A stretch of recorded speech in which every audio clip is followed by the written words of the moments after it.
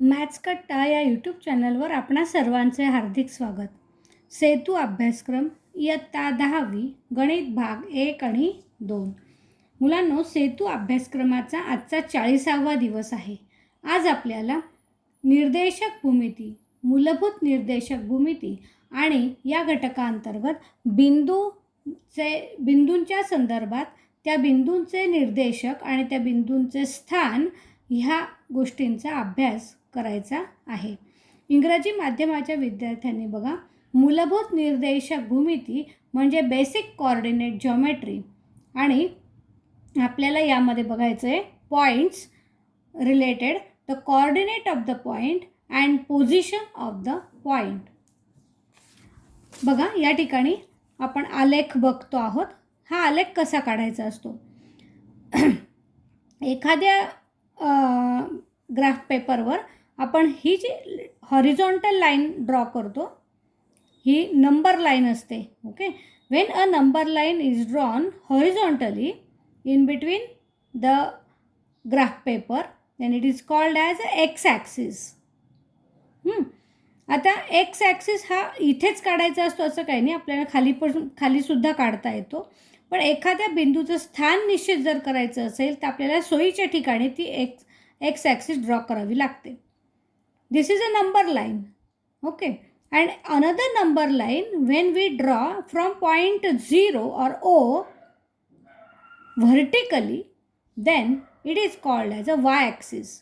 जेव्हा एक संख्या रेषा आपण आडवी काढतो त्याच्या O ह्या म्हणजे 0 या शिरोबिंदूतून जर आपण दुसरी संख्या रेषा काढली उभी, तर त्या उभ्या संख्या रेषेला वाय अक्ष असं म्हणतात. समजलं? X axis and Y axis both are perpendicular to each other. Both are intersect in point 0. It is denote by O. It denotes by O. On the left hand side of the x-axis there are positive number. On right hand side there are negative number on the x-axis. On y-axis above the O point or above x-axis on the y-axis there are positive numbers. x-axis च्या वरती y-axis वर हे positive numbers असतात आणि x ॲक्सिसच्या खाली Y ॲक्सिसवरती negative numbers असतात. There are negative numbers on the below the x axis on the Y axis. Okay, आता x अक्षामुळं हा एक्स अक्ष काढला आपण आणि हा वाय अक्ष काढला. Due to this X axis and Y axis there are 4 parts on the graph paper. These 4 parts are called as quadrant. First quadrant, second quadrant, third quadrant आणि फोर्थ क्वाड्रंट. मराठीमध्ये याला चरण पहिलं, चरण दुसरं, चरण तिसरं आणि चरण चौथं असं म्हणतात.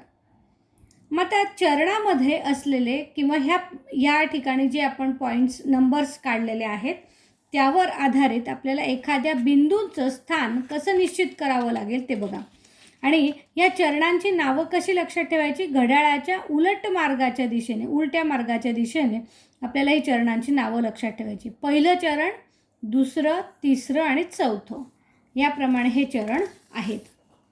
आता या चरणांमध्ये आपल्याला बिंदूंचा निर्देशक कसा निश्चित करायचा ते बघा. या ठिकाणी आपण पुन्हा एक्स ॲक्सिस आणि वाय ॲक्सिस ड्रॉ केलेले आहेत. इथे जर आपल्याला एखादा पॉईंट असेल तर ह्या पॉईंटचे कोऑर्डिनेट आपल्याला कन्फर्म करायचे आहेत. हे कसे करायचे ते त्यासाठी बघा. The coordinate of the point means what? It is the coordinate means the distance from the point from the x axis also and from the Y axis also. Okay, मग डिस्टन्स म्हणजे काय? परपेंडिक्युलर. म्हणून त्या पॉईंटपासून perpendicular draw करायचं आहे X ॲक्सिसवर. Also draw perpendicular on Y axis. When we draw a perpendicular on x and y axis, you get the number related to that perpendicular. These numbers are right with the x distance between the x axis and the point first of all, and then the second number is a distance between the point and the y axis.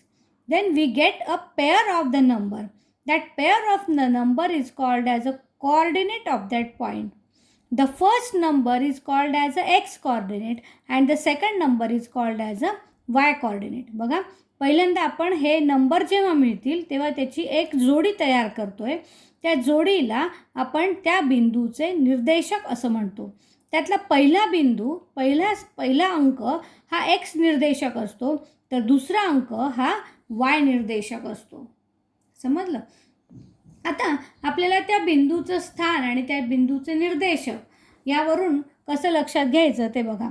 जेव्हा एखाद्या बिंदूंचे निर्देशक तुम्हाला दिलेले असतील तेव्हा काय लक्षात घ्यायचं, त्या बिंदूंचे निर्देशकांचे चिन्ह जर पॉझिटिव्ह आणि पॉझिटिव्ह दोन्ही पॉझिटिव्ह असतील तर तो बिंदू फर्स्ट क्वाड्रंटमध्ये असतो किंवा पहिल्या चरणात असतो, किंवा असे म्हणता येईल की पहिल्या चरणातील प्रत्येक बिंदूचे निर्देशक पॉझिटिव्ह म्हणजे धन असतात. बघा, या ठिकाणी तुम्हाला दाखवलं आहे एक्स धन असतो, वाय कोऑर्डिनेट धन असतो. इकडे एक्स कोऑर्डिनेट निगेटिव्ह दाखवलं आहे. बघा, इकडे काय एक्स ॲक्सिसवरती निगेटिव्ह आहे की नाही, म्हणून एक्स निगेटिव्ह, आणि वाय ॲक्सिसवर काय आहे पॉझिटिव्ह, म्हणून इथे पॉझिटिव्ह लिहिले. Negative positive lie on the second quadrant. The points in the third quadrant are negative coordinate of X and Y. इथे निगेटिव्ह आहेत, इकडे पण निगेटिव्ह आहेत. मग इथे चौथ्या चरणात बघा, एक्स कोऑर्डिनेट एक्स अक्षावरती पॉझिटिव्ह नंबर म्हणजे हे डिस्टन्स पॉझिटिव्ह येईल, आणि तसंच वाय कोऑर्डिनेट येईल निगेटिव्ह, इकडे निगेटिव्ह नंबर्स आहेत. मग अशा प्रकारे पॉझिटिव्ह निगेटिव्ह आणि पॉझिटिव्ह. इथे पॉझिटिव्ह, इकडे निगेटिव्ह. समजलं? आणि सेकंड क्वाड्रंटमध्ये एक्स निगेटिव्ह वाय पॉझिटिव्ह, आणि फोर्थ क्वाड्रंटमध्ये एक्स पॉझिटिव्ह वाय निगेटिव्ह असे त्यांचे कॉर्डिनेट असतात. आणि त्यानुसार त्यांचं क्वाड्रंट म्हणजे फर्स्ट सेकंड थर्ड आणि फोर्थ या क्वाड्रंटपैकी आपल्याला तो क्वाड्रंट निश्चित करता येतो. आणखीन एक महत्त्वाची गोष्ट, एक्स अक्षावरील प्रत्येक बिंदूचा वाय निर्देशक 0 असतो. The Y coordinate of every point on the x axis is 0. The x coordinate of every point on the Y axis is also 0. बघा, एक्स अक्षावरती जे बिंदू असतील, समजा मी या ठिकाणी जर बिंदू घेतला, तर याचं एक्स अक्षापासूनचं अंतर काय असेल, 2च असेल की नाही. एक्स अक्षापासूनचं अंतर म्हणतो एक्स अक्षावरच आहे. पण वाय अक्षापासूनचं अंतर बघा, इथे वाय अक्ष इथे आहे ना, इथे परपेंडिक्युलर ड्रॉ केला तर इथे काय आलं 0, म्हणजे इथे काय येईल 0, 2 0, म्हणजे एक्स कोऑर्डिनेट 2 आणि वाय कोऑर्डिनेट काय आहे 0. मग अशा प्रकारे एक्स अक्षावरचा कोणताही बिंदू असेल तर त्याचा वाय कोऑर्डिनेट काय असणार आहे 0. तसंच वाय अक्षावरती हा जर बिंदू घेतला तर त्याचा परपेंडिक्युलर एक्सवर ड्रॉ केला तर काय येईल 0, म्हणजे पहिल्यांदा येईल 0, आणि वाय अक्षावर 4च आहे म्हणून तो तिथेच राहील 0 4. मग अशा प्रकारे आपण वाय अक्षावरती कोणताही पॉईंट घेतला तर त्याचे कोऑर्डिनेट पहिला 0च येणार आहे आणि दुसरा वेगवेगळा असेल. म्हणजेच x coordinate of every point on the Y axis is 0. आणि एक्स ॲक्सिसवर असेल तर वाय कोऑर्डिनेट 0, वाय ॲक्सिसवर असेल तर एक्स कोऑर्डिनेट 0. अशा प्रकारे तुम्ही लक्षात ठेवू शकता. The coordinate of origin means intersection of x axis and y axis. It denotes by O and its coordinate is 0 0. समजलं? म्हणजे coordinate of origin is 0 0 हे लक्षात ठेवा. यावर आधारित मुलांना आपल्याला स्वाध्याय करायचा आहे. बघा, खालील बहुपर्यायी प्रश्नांच्या दिलेल्या उत्तरांपैकी अचूक पर्याय निवडा. MCQ questions. नंबर 1, वाय अक्षावरील कोणत्याही बिंदूचे निर्देशक कोणत्या रूपात असतात. The coordinate of any point on the Y axis is from the following. कोणत्या रूपात असतात ते बघा. आता वाय ॲक्सिसवर असेल म्हणजे काय असेल तुम्हाला आत्ताच सांगितलं, वाय ॲक्सिसवर पॉईंट असेल तर त्याचा एक्स कोऑर्डिनेट काय असतो 0. मग एक्स कोऑर्डिनेट 0 असणार आहे आणि वाय कोऑर्डिनेट स्मॉल b दाखवला आहे म्हणजे वेगवेगळा असणार आहे. म्हणजे आपलं उत्तर येईल 0 B. नेक्स्ट वन, -5 7 हा बिंदू कोणत्या चरणात असेल. The point -5 7 is in which quadrant. मग आता फर्स्ट सेकंड थर्ड फोर्थ क्वाड्रंटमध्ये कसे पॉईंट्स असतात ते तुम्हाला माहिती आहेत. मग आता इथे पुन्हा बघा -5 7 -5 कुठे असणार आहे ह्या साईडला असणार आहे एक्स ॲक्सिसवर, बरोबर आहे. आणि 7 कुठे असणार आहे? वाय ॲक्सिसवर. म्हणजे तो पॉईंट इथे असेल की नाही, म्हणजे कोणता क्वाड्रंट आला? Second quadrant. मग इथे येईल सेकंड क्वाड्रंट. म्हणजे -5 इकडे आणि 7 इकडे, म्हणजे तो पॉईंट इथे असणार आहे. हा क्वाड्रंट आहे सेकंड. फर्स्ट सेकंड आहे ना, म्हणून आपलं उत्तर येईल दुसऱ्या चरणात असेल. आता पुढील कृती कंप्लीट करा. म्हणजे आपल्याला टेबल कंप्लीट करायचं आहे. पॉईंट दिलेले आहेत, त्याचे कॉर्डिनेट दिलेले आहेत आणि त्या कॉर्डिनेटवरून त्याचं क्वाड्रंटवर आहे, मध्ये आहे किंवा कोणत्या ॲक्सिसवर आहे ते आपल्याला स्थान त्याचं निश्चित करायचं. Position of a point. Coordinate of points are given to you. इथे निर्देशक दिलेले आहेत. म्हणजे काय दिलेले आहेत? कॉर्डिनेट दिलेले आहेत. आणि आपल्याला काय कंप्लीट करायचं आहे? Position of the point. Position is quadrant or axis. कोणत्या ॲक्सिसवर आहे ते. आता -4 -3 हा पॉईंट बघा. -4 लगेच डोळ्यासमोर आपल्याला ही आकृती आणायची आहे, बरोबर. -4 इकडे आहे आणि -3 कुठे आहे? खाली आहे. म्हणजे कोणता क्वाड्रंट असेल? तो तिसरा क्वाड्रंट असेल. म्हणजे इथे असेल थर्ड क्वाड्रंट, तिसरं चरण, क्वाड्रंट. समजलं. आता 0 -5 म्हणजे हा पॉईंट कुठे असेल? एक्स ॲक्सिसचा 0 आहे आणि वाय ॲक्सिसचा -5 आहे. म्हणजे हा असेल वाय ॲक्सिसवर.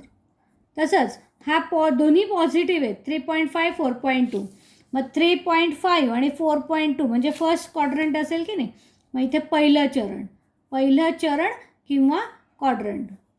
7 0 हा असेल एक्स ॲक्सिसवर. त्यानंतर -5 आणि 7.5. -5 आणि +7.5 म्हणजे कोणतं चरण येईल? दुसरं चरण म्हणा किंवा सेकंड क्वाड्रंट म्हणा. ओके. त्यानंतर पुढचं आहे 0 3.5. आता हा कुठे असेल बघा? 0 हा एक्स ॲक्सिसचा 0 आहे म्हणजे तो असेल वाय ॲक्सिसवरती. हा असेल वाय ॲक्सिसवरती. हा असेल एक्स ॲक्सिसवरती, कारण वाय कॉर्डिनेट 0 आहे. आता हा 2 -3 बघा. 2 इथे आहे आणि -3 इकडे आहे. मग हे कुठलं चरण आहे? चौथं चरण. म्हणजे इथे येईल फोर्थ क्वाड्रंट किंवा चौथं चरण. याप्रमाणे आपल्याला हे प्रश्न सोडवायचे आहेत. त्यानंतर पुढचा प्रश्न बघा. आलेखाचं निरीक्षण करून आपल्याला खालील बिंदूंचे निर्देशक लिहायचे आहेत. आता हा आलेख बघून तुम्हाला त्याचे पॉईंट दिलेले आहेत आणि त्याचे आपल्याला कॉर्डिनेट लिहायचे. 2 कॉलम करायचे. पॉईंट आणि कॉर्डिनेट ऑफ द पॉईंट. आता पहिल्यांदा आपण ए पॉईंट घेऊया. ए पॉईंट. आता ए पॉईंट बघितला इथे, तर आपण त्याचा कॉर्डिनेट कसा लिहायचा? तर पहिल्यांदा आपल्याला लक्ष दिलं पाहिजे एक्स ॲक्सिसकडे. मग एक्स ॲक्सिसवर जर आपण बघितलं तर तो पॉईंट काय येतो? इथे नंबर दिसतोय तुम्हाला 3. मग त्याचा पहिला एक्स कॉर्डिनेट 3. मग आता वाय कॉर्डिनेट काय आहे? तर इथे बघा वाय कॉर्डिनेटसुद्धा काय आहे? 3 आहे. अशा प्रकारे आपण एक एक पॉईंट बघायचा आहे. नंतर बी बघा. बी काय दिसतो इथे? 2 आणि इथे 4. म्हणजे इथे 2,4. समजलं. त्यानंतर सी पॉईंट बघा. इथे हा सी पॉईंट दिसतोय. मग हा सी इथे एक्स कॉर्डिनेट काय आहे? 0 आणि वाय कॉर्डिनेट काय आहे? तो 7. म्हणजे 0,7. त्यानंतर डी पॉईंट बघा. डी पॉईंट पण वाय ॲक्सिसवरच आहे. म्हणजे एक्स कॉर्डिनेट एक्स अक्षावरती परपेंडिक्युलर ड्रॉ करायचं. एक्स अक्षावर 0 येतो आहे. 0 आणि वाय ॲक्सिस 3. समजलं. त्यानंतर ई पॉईंट बघा. E point. ई कुठे? इथे. मग आता इथून आधी एक्स ॲक्सिसवर ड्रॉ करा परपेंडिक्युलर. काय आलं? -4 आणि वाय ॲक्सिसवर परपेंडिक्युलर ड्रॉ केला की +4. -4 +4. त्यानंतर एफ पॉईंट बघा. इथे काय बघा? -6 परपेंडिक्युलर आधी x axis -6. F point -6 comma इथे वाय ॲक्सिसवर परपेंडिक्युलर ड्रॉ केला तर 2 मिळेल. -6 2 एफ झाला. त्यानंतर इथे जी ए दिसतोय. समजलं. आता हा जी कुठे आहे? एक्स ॲक्सिसवर आहे. मग एक्स ॲक्सिसवर परपेंडिक्युलर ड्रॉ केला तरी इथे तुम्हाला इथे 0 येतो आहे बघा. इथे 0 आणि एक्स ॲक्सिसचा काय आहे? -3 आहे आणि वाय ॲक्सिसचा 0 आहे. ओके. नंतर एच बघा. एच पॉईंटसुद्धा कुठे एक्स ॲक्सिसच्या -8वर आहे आणि वाय ॲक्सिसवर परपॅन्डिक्युलर ड्रॉ केला तर वाय कोऑर्डिनेट मिळणार आहे 0. नंतर आय बघा, इथे आय दिसतोय. हां, हा आय पॉईंट एक्स ॲक्सिसवर परपॅन्डिक्युलर ड्रॉ करा -2, वाय ॲक्सिसवर पुन्हा -2. नंतर जे बघा, हा जे इथे एक्स ॲक्सिसवर परपॅन्डिक्युलर ड्रॉ करा, काय मिळाला -4. वाय ॲक्सिसवर परपॅन्डिक्युलर ड्रॉ करा, काय मिळाला -3. ओके, जे झाला.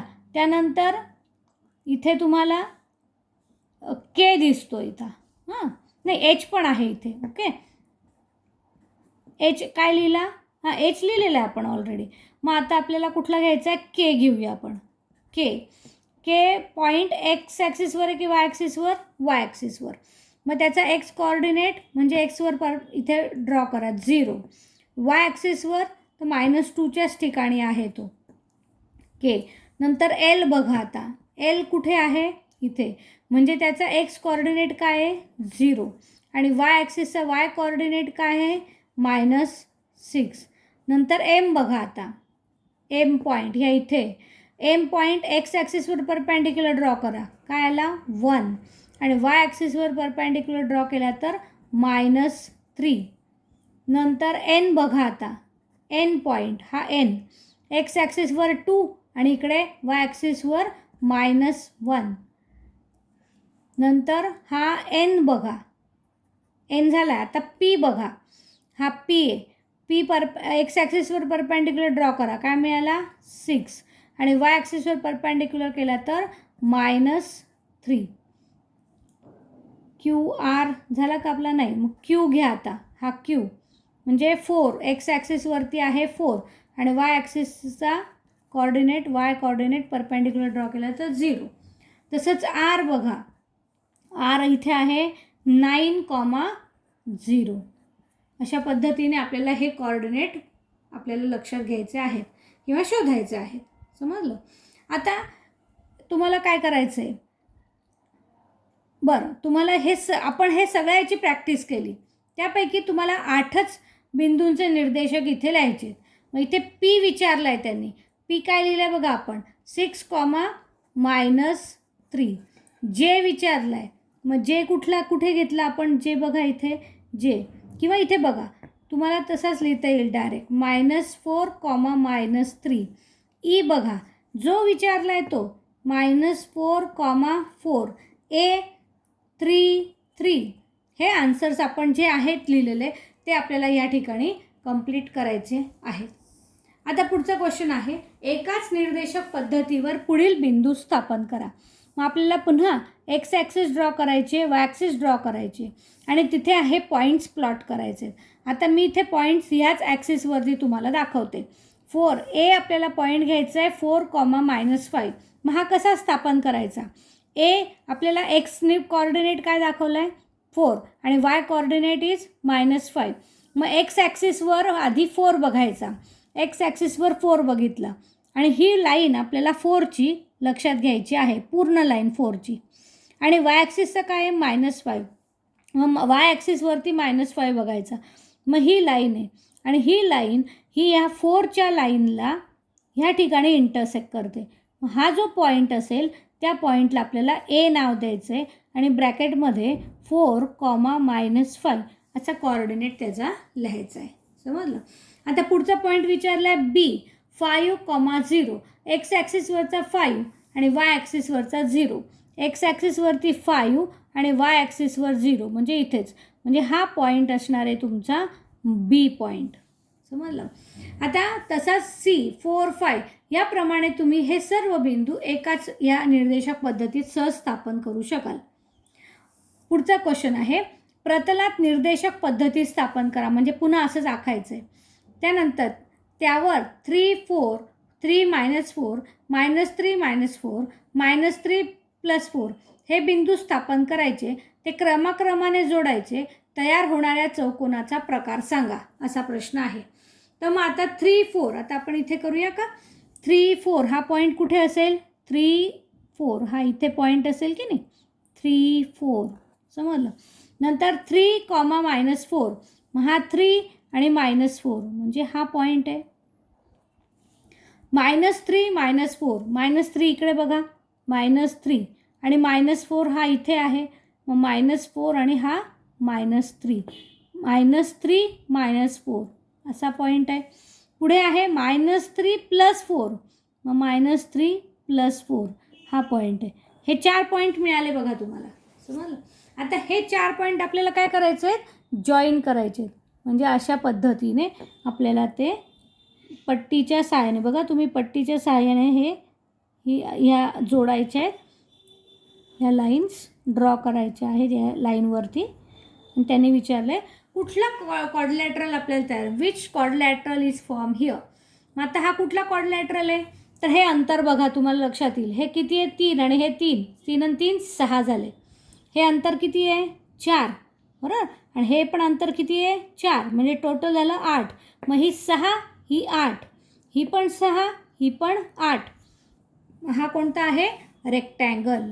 कोणता तयार झाला, रेक्टँगल तयार झाला, समजलं. अशा पद्धतीने ही उदाहरणं तुम्हाला सोडवायची. मुलांना तुमच्याकडे आलेख कागद घ्या आणि प्रत्येक आलेख कागद हा वेगवेगळा वापरा आणि हे 3ही प्रश्न पुन्हा वेगवेगळ्या कागदावरती सोडवून बघा. तुम्हाला निश्चित जमतील याची मला खात्री आहे. तुम्हाला हे सर्वांना समजलं असेल तर व्हिडिओ लाईक करा, विद्यार्थ्यांमध्ये शेअर करा आणि चॅनल सबस्क्राईब केलं नसेल तर जरूर करा, म्हणजे पुढचे व्हिडिओ पण तुम्हाला लवकर समजतील. धन्यवाद.